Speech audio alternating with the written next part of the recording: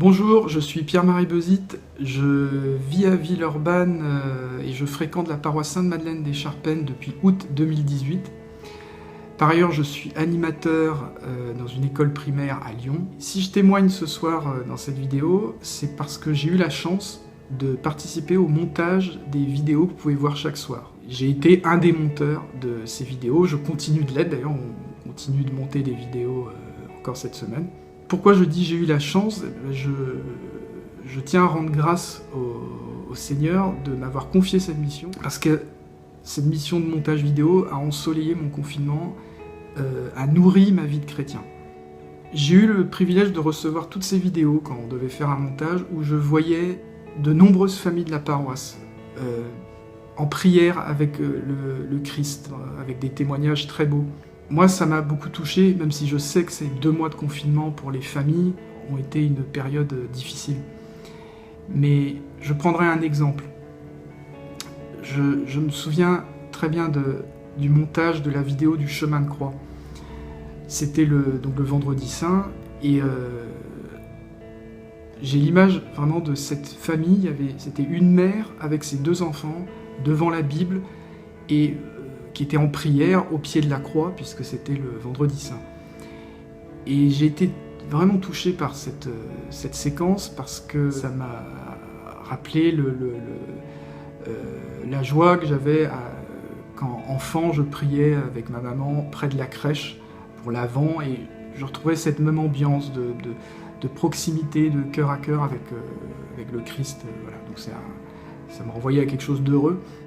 Je pouvais pas m'empêcher, en voyant toutes ces familles prier dans leur foyer, de penser à l'église primitive, aux premiers chrétiens, qui, de ce que je sais, se réunissaient dans la maison familiale et priaient en famille. Donc je pense qu'il y a là quelque chose de très beau qui s'est passé dans ce confinement, malgré les difficultés. Je suis convaincu aujourd'hui que l'Esprit Saint a vraiment soufflé sur cette aventure des vidéos. La paroisse à distance est possible, et je rends grâce au Seigneur pour cette mission. Bonjour, je m'appelle Vincent Tondeur, je suis sur la paroisse depuis environ 4 ans avec ma femme Claire. Je travaille pour une association dans la vidéo, donc qui réalise des films institutionnels, des reportages, des dessins animés pour les entreprises de toute taille. Alors comment j'en suis arrivé à rendre ce service, de filmer les messes dominicales et d'aider pour le live de la Vigie Pascale? C'était en fait Père Michel qui m'a appelé, et c'est bien tombé parce qu'il m'a proposé, comme il savait que je travaillais dans la vidéo, de filmer les messes. Et du coup, comme en fait mon activité est principalement événementielle et culturelle, enfin en tout cas une bonne partie, et c'est vrai qu'il y a eu beaucoup d'annulations, donc en fait, cette proposition du Père Michel est tombée tout à fait bien, et c'est naturellement que j'ai dit, bah voilà, pendant le confinement, en fait, ça va être mon service. Quel talent je peux mettre à contribution pour aider pendant ce confinement? Il y en a qui cousent. Moi, c'était la vidéo, donc c'est naturellement en fait que j'ai accepté la proposition du Père Michel. Alors comment j'ai vécu ce service? Ben très bien déjà, parce que ça me faisait un peu sortir de chez moi, rencontrer un peu les gens du presbytère, ça faisait du bien de voir d'autres gens.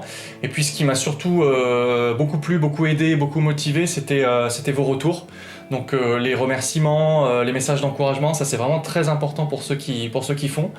Et voilà, donc je vous encourage à continuer, puisque apparemment cette mission va continuer jusqu'à presque fin mai, d'après le gouvernement. Donc continuez à nous soutenir, à nous aider, au moins moralement ou avec des mots.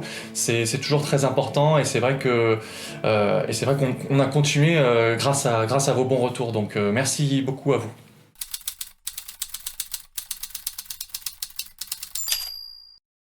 Je m'appelle Frédéric, avec Virginie nous étions depuis 1 an dans l'équipe d'organisation de la semaine missionnaire paroissiale du mois de mars dernier. Toute cette préparation a été vraiment géniale. Voilà. Et puis comme vous le savez, le 15 mars, patatras, tout tombe à l'eau. On était vraiment démoralisés, mais on s'est dit mais c'est pas possible de perdre tout ce qu'on a acquis en ce début d'année, il faut faire quelque chose. Et donc c'est Paroisse Online est né comme ça. Salut à tous, donc c'est Audrey Raphaël. Dès le début, quand ça s'est gâté, on savait pas trop où on allait, etc. Et en discutant avec Marie-Laure et Audrey, On avait parlé de ces vidéos-là et donc j'ai soumis l'idée à tout le groupe de mission. Et en fait, ils ont été juste ultra motivés pour ça. Voilà, on a discuté le dernier jour où c'était possible encore de se retrouver. Et on a mis en place un petit programme avec vraiment cette intuition de faire participer un maximum de paroissiens à essayer de vraiment se laisser mouvoir par l'Esprit Saint tout en gardant les thèmes qui ont été prévus pour la semaine missionnaire. Et donc c'était juste un temps un peu incroyable qui a été vécu. Il y a des longues réunions sur Zoom à discuter, à discerner. Donc je garde un souvenir vraiment précieux de ce temps. Bonsoir, moi c'est Olivier. Donc dans cette équipe missionnaire de la paroisse à distance, ce qui m'a animé au début, quand on s'est retrouvé le 16 mars, c'est de me dire en fait le lien vidéo, le lien invisible de la vidéo, c'est comme le lien de l'Esprit Saint ou le lien avec Dieu, ça se voit pas mais c'est bien réel.